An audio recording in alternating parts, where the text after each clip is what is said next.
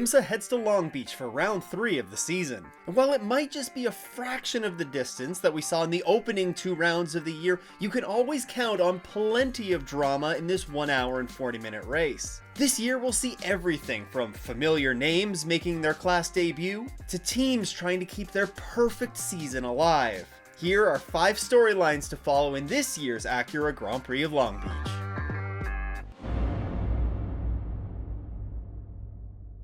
Perhaps the biggest story of the 2025 Imsa season has been the debut of the Aston Martin Valkyrie. After missing the opening round at Daytona, it made its Imsa GTP debut at the 12 Hours of Sebring. And at Sebring, I think it's safe to say it went just about as good as one would expect. The Valkyrie was able to complete all 12 hours at one of the roughest tracks on the planet with no significant issues. And while they didn't have the same prolonged pace through the race as many of their other GTP class competitors, they still showed a respectable pace all weekend long. Now, of course, Long Beach is going to be a completely different animal to what they saw at Sebring. But maybe it's not actually as different as you might initially think. You see, the tracks actually share some fairly big similarities. I mean, sure, the streets of Long Beach aren't as rough as Sebring is, but with it being a street course, it does tend to be on the rougher side. Also, like Sebring, it features different track surfaces throughout a lap. And then, of course, with Long Beach being a street circuit and Sebring being a very old circuit, both are quite narrow.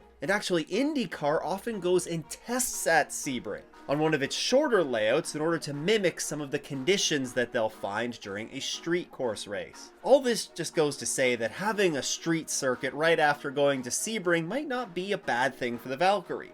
Now, I wouldn't go as far to say that the Valkyrie will be a threat at Long Beach, but I also wouldn't be surprised to see them take another step forward with that car and build off of that solid first run that they had at Sebring. Now, if the debut of the Aston Martin Valkyrie in Imsa was the top storyline that we've encountered so far this year, this one has to be a close second. After spending his last 3 seasons in the TCR class of the Michelin Pilot Challenge, Robert Wickens will make his GTD debut at Long Beach. The Canadian was confirmed to be making the step up to the WeatherTech Championship last fall with the new to Imsa DXDT team. DXDT now have a couple of races under their belt in Imsa, having participated in both the Rolex 24 and the 12 Hours of Sebring, both of those races though with a different lineup, notably missing Wickens. This is because at the end of 2024, when this announcement was made, Wickens was only confirmed for the 5 Sprint Cup races of the calendar. Now, Wickens has been searching for any sort of a ride in the top series of Imsa for a few years now, and the new Bosch hand control system that he debuted last year in the Michelin Pilot Challenge series is a big reason that he's able to make the step up. You see, Wickens was paralyzed from the waist down in a 2018 IndyCar accident, and in his return to racing has been a leading force in the development of various hand control systems. Recently in TCR, he raced with a hand control system that was developed in-house at Brian Herta Autosport for himself as well as fellow racer Michael Johnson.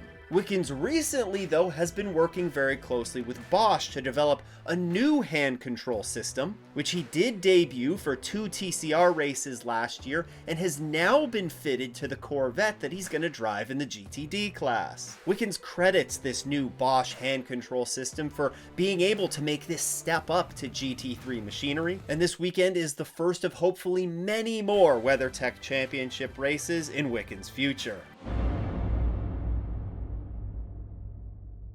2024 was a fantastic season for Porsche Penske Motorsports as it saw them sweep all of the championships in GTP. It was a year that saw them pick up 4 wins, and they're already off to a great start to their 2025 campaign. I actually think you could go as far as saying it's been a perfect start to 2025 for Porsche Penske Motorsports, as they've picked up wins in both of the opening rounds, and are a perfect 4 for 4 in podiums. The team looks almost unbeatable right now, and unfortunately for Porsche's competitors, Long Beach is a fairly strong track of theirs. In 2023, they pulled off a great tire strategy en route to a first and third place finish. And while the car made its debut back in 2023, it's also featured on the podium in every race that it's competed in here. 2024 saw more great pace out of the Porsches, but they were unable to get around the two Cadillacs in the closing laps of the race and had to settle for a third and fourth place finish. Based on what we've seen so far in 2025, Porsche and those 963s are just on another level, and they're going to be looking to keep their perfect season alive in Long Beach. And looking at how things shape up for Porsche heading into this weekend, you gotta like their chances. You know they're going to be strong on pace. You know they're also going to be tough to beat in the pits, whether that's by a strategy call. Of course, they made that good strategy call here back in 2023 to win. Or if it comes down to a pit stop, Porsche features one of the best pit crews in the paddock.